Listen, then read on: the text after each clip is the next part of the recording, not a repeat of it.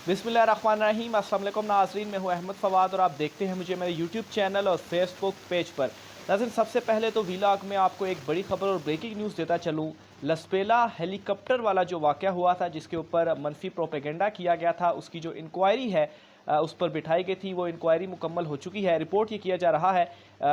कि ये जो इंक्वायरी रिपोर्ट है, इसके सामने आने के बाद तमाम सियासी जमातों को इसमें क्लीन चिट दे दी गई है। यानी कि उस वक्त जब ये जो हादसा है वो हुआ, तो पाकिस्तान तहरीक इंसाफ को जो है वो इसमें घसीटने की और जो मनफी प्रोपेगेंडा हुआ इस मामले के ऊपर पाकिस्तान तहरीक इंसाफ के साथ ही जोड़ने की कोशिश की गई और तासुर देने की कोशिश की गई कि शायद इस मनफी प्रोपेगेंडे के पीछे पाकिस्तान तहरीक इंसाफ है। लेकिन उस वक्त भी लोगों की जानिब से, आवाम की जानिब से भी, इवन के सोशल मीडिया के ऊपर भी इस प्रोपेगेंडे को मुस्तरद किया गया कि पाकिस्तान तहरीक इंसाफ के साथ जो जोड़ने की कोशिश की जा रही है, इसको ये सरासर गलत है और अवाम ने इस चीज़ को एक्सेप्ट भी नहीं किया। बहरहाल इसके जो सबूत हैं वो भी अब सामने आ चुके हैं और इस रिपोर्ट में जो क्लीन चिट है वो दे दी गई है और साथ में ये भी कहा गया है कि ये इनफरादी अमल जो है वो हुआ है, यानी कि इनफरादी अमल इसको करार दिया गया है। लोगों ने इंडिविजुअल लेवल पर जिसने भी ट्वीट की वो इंडिविजुअल लेवल पर की गई, किसी पॉलिटिकल जमात का इसमें जो ताल्लुक़ है वो नहीं है। और साथ ही साथ इस मनफी प्रोपेगेंडा जो किया गया, इस पर इस रिपोर्ट में मुकदमात दर्ज करने की जो सिफारिश है वो भी की गई। तो बहरहाल एक और महाज पर इमरान खान साहब को बड़ी फतह जो है वो मिली है। दूसरे नंबर पर नाजरीन, पेशावर में इस वक्त इतला सामने आ रही हैं कि शहबाज शरीफ, मरियम नवाज़, मौलाना फजल रहमान, नवाज़ शरीफ और इन समेत दीगर कुछ अहम रहनुमाओं पर मुकदमा दर्ज करने की जो दरख्वास्त है वो दायर की गई है। और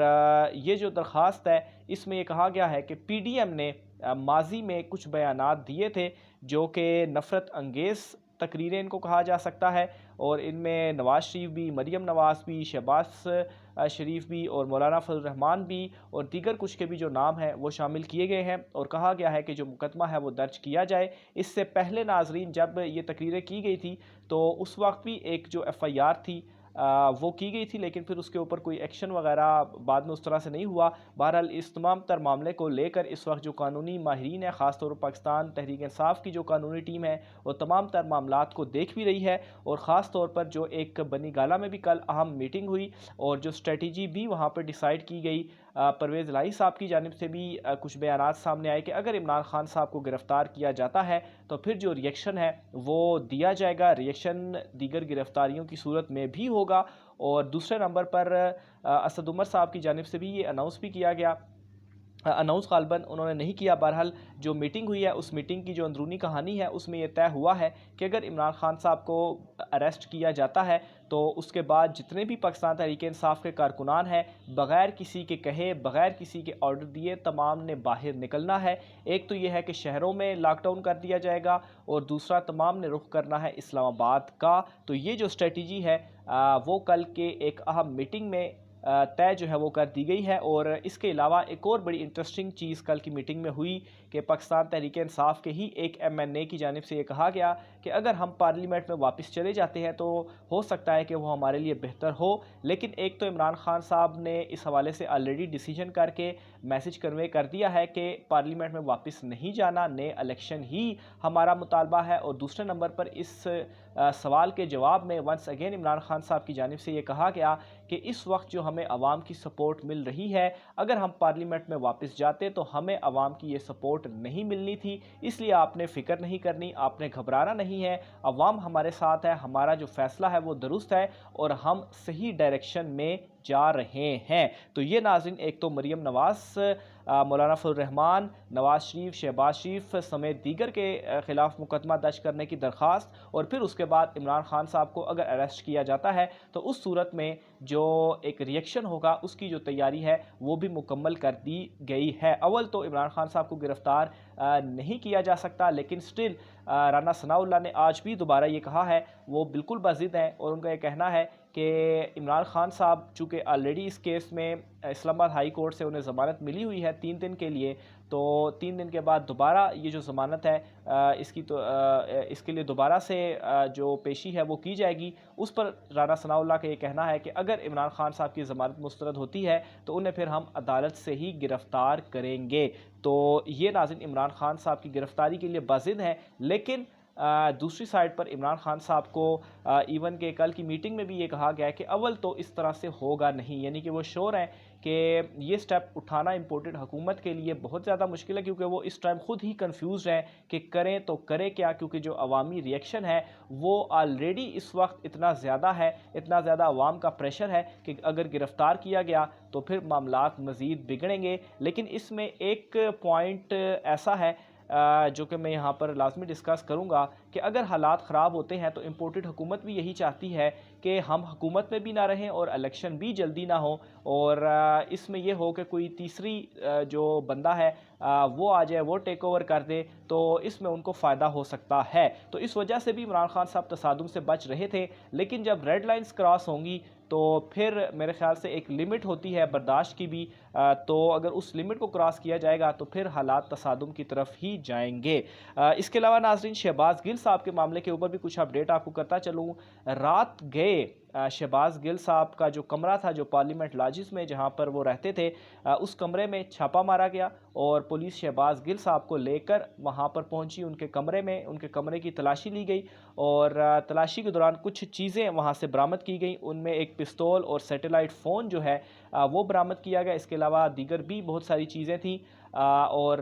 शहबाज गिल साहब से ये जो उनके रूम से जो पिस्तौल बरामद की गई, इस पर यह फ़ैसला किया गया है कि क्योंकि इसका लाइसेंस नहीं है शहबाज गिल साहब के पास, तो इस पर उनके ख़िलाफ़ एक और जो मुकदमा है वो दर्ज किया जाएगा। लेकिन उसी वक्त ही शहबाज गिल साहब की जानिब से, क्योंकि मीडिया भी वहाँ पर पहुँच चुका था, तो उन्होंने ये कहा है कि ये पिस्तौल उनकी नहीं है। उनके जो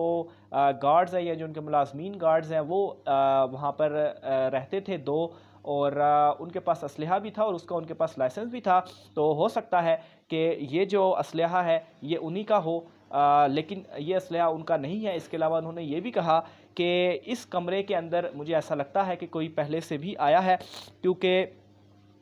जो उनका पर्स था वो गाड़ी में रह गया है, तो गाड़ी में ही रह गया था,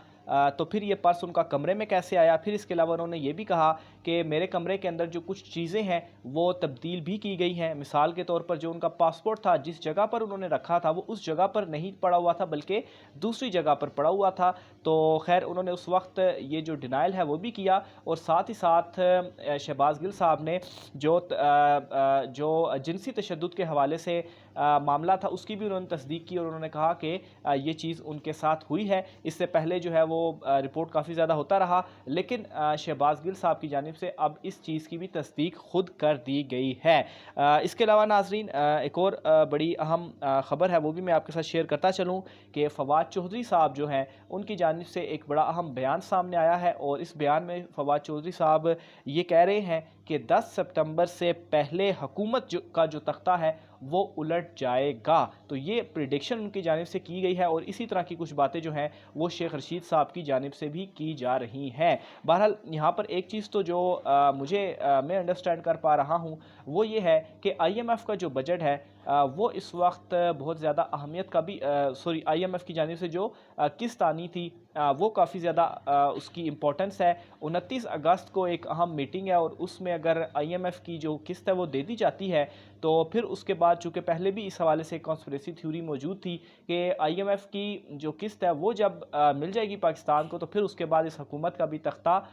उल्टेगा, फिर इलेक्शन की तरफ जो मामलात हैं वो जाएंगे। तो बहरहाल हो सकता है कि इस तनाजुर में भी फवाद चौधरी साहब के जहन में ये हो, इस वजह से भी वो बातचीत कर रहे हैं, लेकिन ये प्रिडिक्शन उनकी जानिब से दे दी गई है कि 10 सितंबर को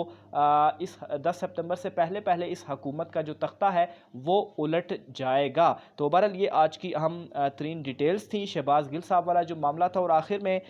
जमील फारूकी जो सहाफ़ी और एंकर पर्सन है जिन्हें अरेस्ट किया गया था, उनके हवाले से भी कुछ अपडेट बताता चलूँ। तो उनको आज इस्लामाबाद